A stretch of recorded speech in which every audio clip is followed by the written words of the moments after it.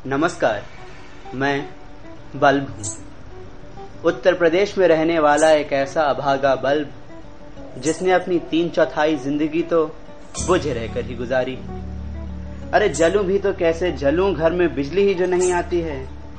वो तो मेरी किस्मत अच्छी है कि इस समय बिजली घर में आ रही है, नहीं तो बुझा रहता और वो नामकूल मोमबत्ती मुझे फिर चिढ़ाती।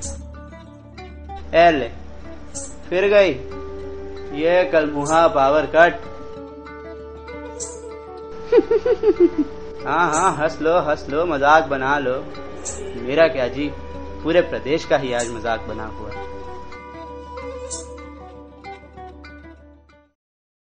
सबसे पहले चलते हैं अर्जुनगंज। अरे नहीं, ये अर्जुनगंज नहीं, ये तो अर्जुनगंज से सिर्फ 6 किलोमीटर दूर स्थित उत्तर प्रदेश की राजधानी लखनऊ है।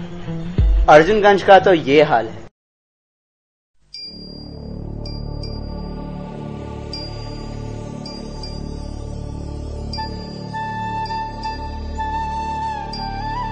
एक घंटे बिजली आती है भैया, कभी आ जाती है 2 घंटे 4 घंटे रहती, कभी तो चली जाती 2 घंटे आती नहीं। कल पूरी रात नहीं आई। अच्छा जी। और आज थोड़ी देर के लिए आई थी, वो भी फिर चली गई। अच्छा, अब देखिए अब आई नहीं रही।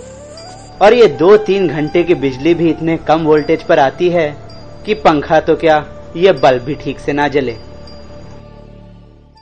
कानपुर उद्योग के रूप से देखा जाए तो उत्तर प्रदेश के सबसे महत्वपूर्ण शहरों में से एक। यहाँ आरबीआई भी है, आईआईटी भी है और उत्तर प्रदेश का स्टॉक एक्सचेंज भी है, पर फिर भी 8 घंटे से ज्यादा बिजली कानपुर में नहीं आ रही है। आपने ठीक सुना, 8 घंटे बिजली। कानपुर में बिजली संकट भयंकर और चरम सीमा पर है। यहाँ के उद्योगों को बिजली नहीं मिल पा रही है। और गौरतलब है कि पनकी पावर प्लांट कानपुर के बगल में ही है। शायद चिराग तले अंधेरा इसी को कहते हैं। अगर बात है चिराग तले अंधेरे की, तो हम जालौन जिले के बरौना और गिरथान गांव को कैसे भूल सकते हैं, जहां शाम का ये आलम है। ये है परीक्षा पावर प्लांट, जो कि इन गांव से कुछ ही किलोमीटर की दूरी पर है। अरे यहाँ हम और आप तो क्या, खुद भगवान भी अंधेरे में हैं।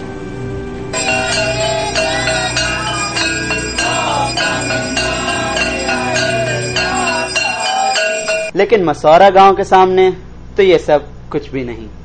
ललिता जी, यहाँ पे कितनी देर बिजली आती है? अभी तक तो लाइट को कछु भी नहीं है। बिल्कुल नहीं है? नहीं आती है ना, बिल्कुल नहीं आती है। नहीं। जी हाँ, यहाँ बिल्कुल भी लाइट नहीं आती। अरे कैसे आएगी, खंबे ही जो नहीं लगे हैं बिजली के तारों के लिए। ये हाल सिर्फ इन चुनिंदा जगहों का नहीं है। ये है ललितपुर, जहां लोग आग जला के अपने आप को रोशनी दे रहे हैं। और बाराबंकी के तो इस कुत्ते को तक पता है कि बिजली घर की मशीनों के पास बैठने में कोई खतरा नहीं, क्योंकि उनमें बिजली तो है नहीं। वैसे आप अगर अंकों में रुचि रखते हैं तो मैं आपको बता दूं कि उत्तर प्रदेश के 3 घरों में से सिर्फ एक में बिजली के तार हैं, और वहां भी बिजली कितनी आती है वो तो आप देख ही रहे हैं। वैसे तो रोटी, कपड़ा और मकान किसी भी इंसान की प्राथमिक जरूरतें मानी जाती हैं, लेकिन आज जितने ही जरूरी हैं ये, उतनी ही जरूरी है बिजली। बिजली ना होने का प्रभाव सिर्फ मेरी रोशनी ना मिलने तक या पंखे की हवा ना मिलने तक ही सीमित नहीं है। ये हैं ललिता जी, जिनसे अभी आप थोड़ी देर पहले ही मिले थे। इनकी मुस्कान पर मत जाइए। ये है उनका बेटा महेश, चलने में असमर्थ है। बिजली न होने के कारण ये गांव चोरों का स्वर्ग है और महेश उनका एक आसान शिकार।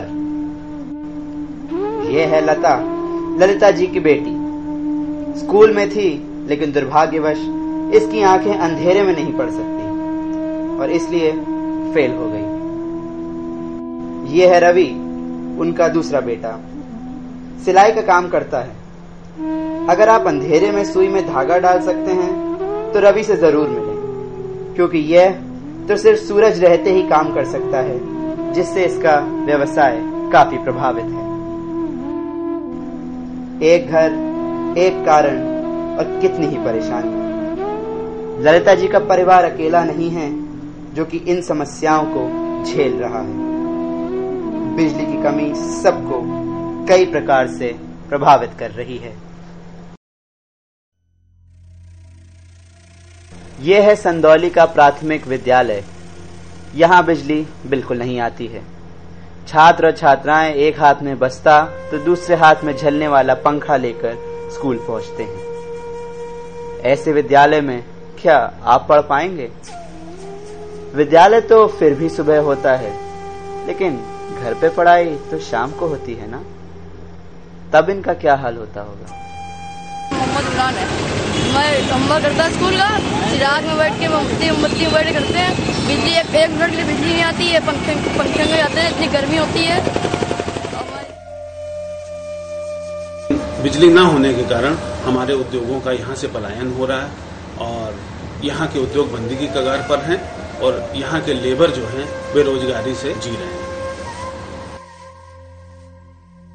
हर खेत पे ट्यूबवेल लागू हो जाए और हर खेतन पे अगर पहुंच जाए लाइट तो किसानों को बहुत भारी सुविधा भी हो जाए।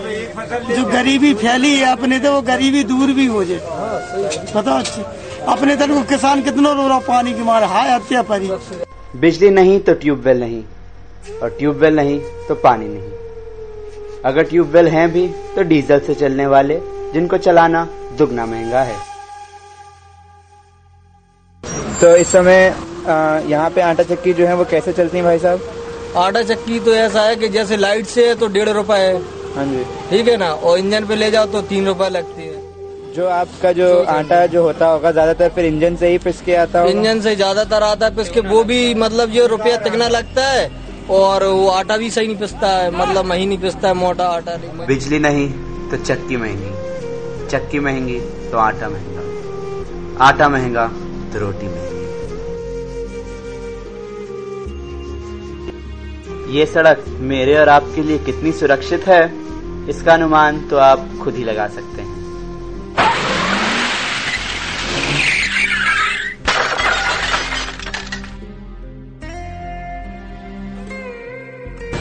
क्योंकि छोटे छोटे बच्चे भी हम आएंगे, नाती पंती है, अगर हवा नहीं लगती है तो रात के बच्चे किलबिलाते हैं जैसे वो मछली नहीं होती है, तो रात के बच्चे किलबिलाते हैं जैसे वो मछली नहीं होती है, तो रात के बच्चे किलबिलाते हैं जैसे वो मछली नहीं होती है।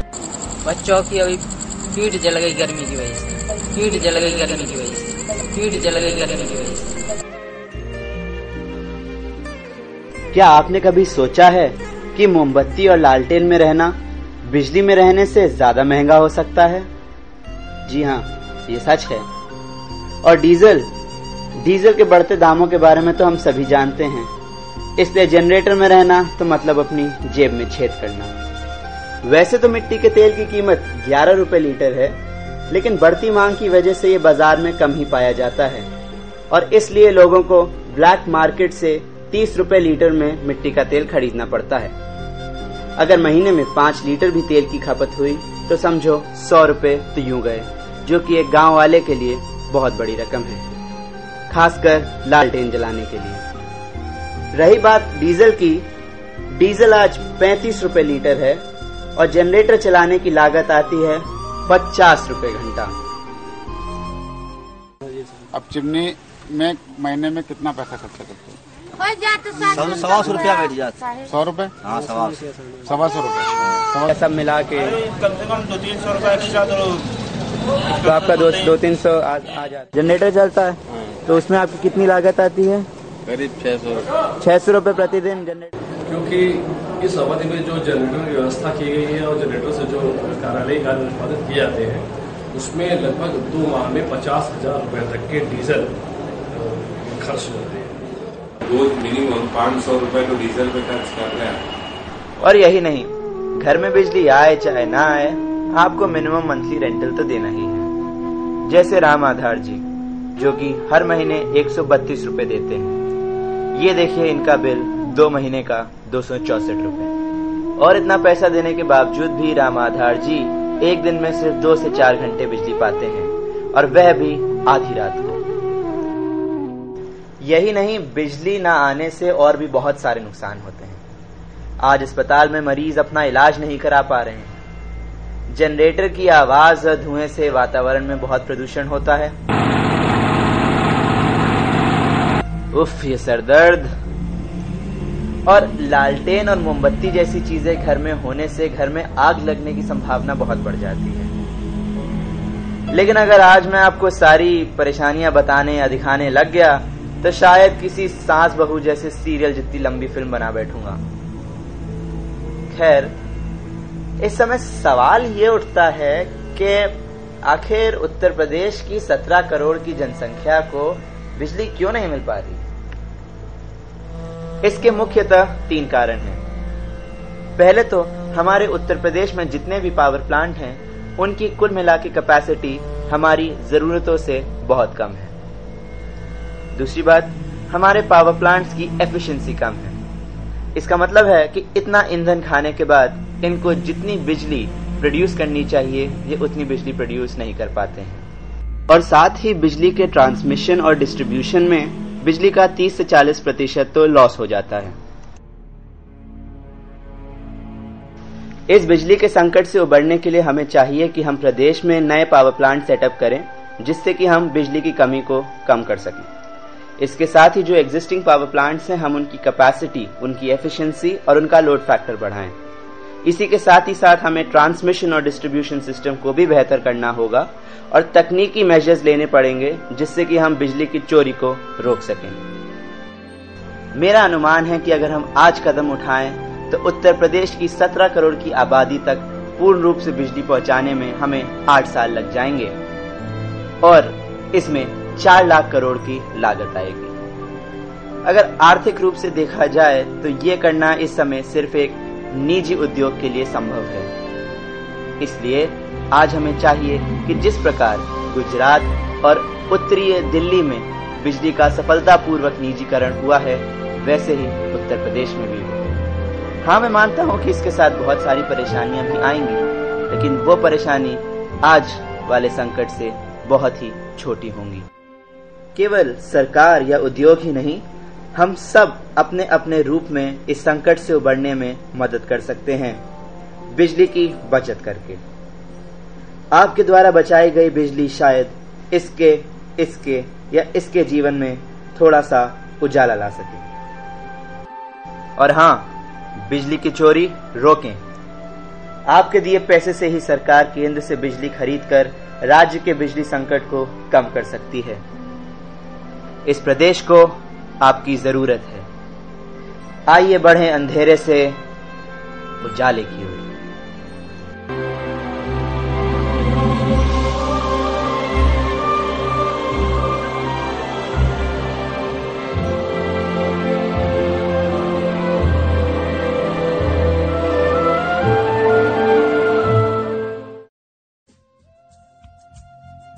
मुझे बिजली चाहिए। मुझे बिजली चाहिए।